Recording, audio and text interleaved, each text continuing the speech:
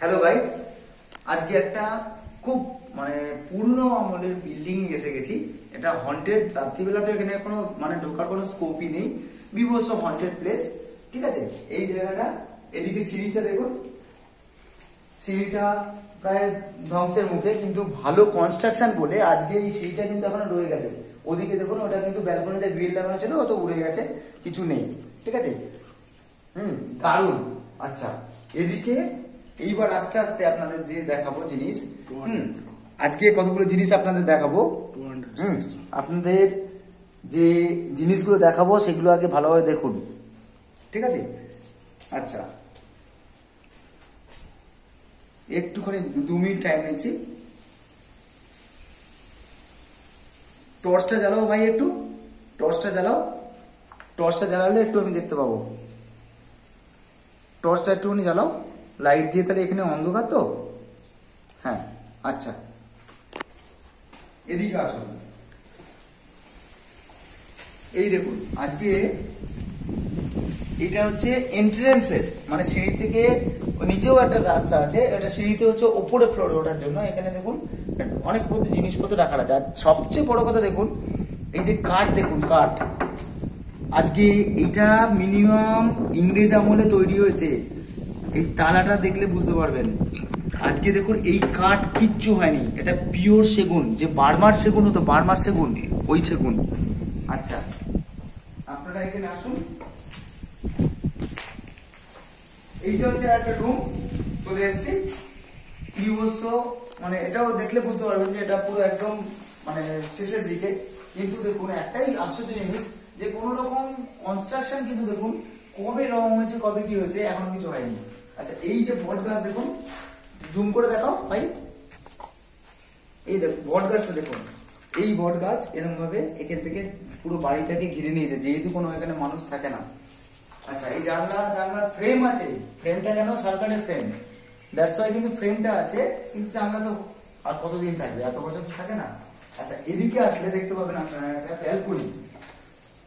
এই দেখুন কত সুন্দর ব্যালকনি, আর পাশে পুরো জঙ্গল, চারিদিকে জঙ্গল দেখতে পাবেন।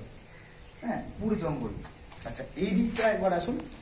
এইটা কিন্তু খুব এটা কি বলবো আপনাকে, এই জায়গাটা আপনাদের বলছি গাইস, এই জায়গাটা হচ্ছে 270 বছর। আমার ঠাকুরদা বলে গেছিল আমার বাবাকে, এটা 270 বছর আগের। এটা একটা বট গাছ, অনেক শিকড় ফিকড় হয়ে গেছে, দেয়াল ফাটিয়ে দিয়েছে। এটা কিন্তু আমরা শুনেছি, এটা কিন্তু বাড়িটা থাকাকালীন কিন্তু এই বট গাছটা হয়নি, যেহেতু এটা অ্যাবান্ডন হয়ে গেছে, বাড়িটা ছেড়ে যখন সবাই চলে গেছে, তারপরে কিন্তু এই বট গাছটা হয়েছে ডেফিনেটলি। আচ্ছা, আর একটা দেখুন, একটু জুম করে ভাই দেখাও। এই দেখুন, এই সুইচ কিন্তু আমরা আগেকার দিনে যে টেলিফোন ছিল আমাদের, যে টেলিফোনে আমরা কিন্তু ওই ঘুরিয়ে ঘুরিয়ে নাম্বার দেখাতাম, সেই ডায়াল করতাম, ওই সুইচ কিন্তু কত বছর বাদে দেখলেও ভালো লাগে। এখন কিন্তু আমাদের খালি টেপা সুইচ।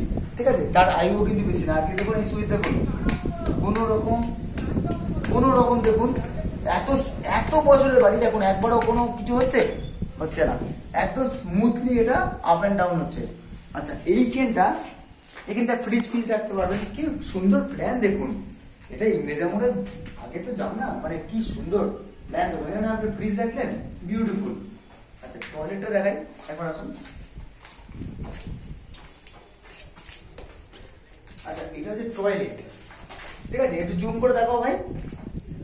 এই যে টয়লেটটা দেখছেন, এই দেখুন টয়লেট, কত বড় টয়লেট তখনকার দিনে দেখুন।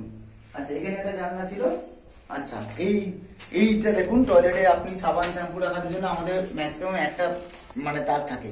এখানে দেখুন কতগুলো তার, কত প্ল্যান্ট, কি সুন্দর ভাবে বানিয়েছে এরা। দেখুন এখানেও কিন্তু গাছ হয়ে গেছে, দেখুন একটু জুম করে ভাই দেখাও, কি সুন্দর ভাবে দেখুন এখানেও গাছ হয়ে গেছে। কিচ্ছু করার নেই, মানুষ না থাকলে তো হবেই, অ্যাবান্ডন হয়ে গেছে। আচ্ছা, এদিকে আসো, এদিকে একটা জিনিস দেখাচ্ছি আপনাদের। এইটা ছিল রান্নাঘর। ঠিক আছে, এইটা রান্নাঘর ছিল, রান্নাঘর। এই দেখুন কত বড় রাখার দেখুন জিনিস সব। একটু জুম করে দেখো ভাই, এইটা কত সুন্দর সব এখানে রান্নাঘর। ঠিক আছে, এবার দেখুন এদিকে একটা হালকা আপনার জলের কল কোনো ছিল নিশ্চয়ই, এখান থেকে আউটলেট হয়ে যেত। মানে বাসনপত্র ধোয়ার জন্য। আর এখানে একটা কত সুন্দর জানলা, মানে ওপেন এয়ারে একটা সুন্দর ভাবে একটা সুন্দর পরিবেশে রান্না করতে সবাই। আচ্ছা, এইবার একটা জিনিস দেখাচ্ছি, আসুন এখানে।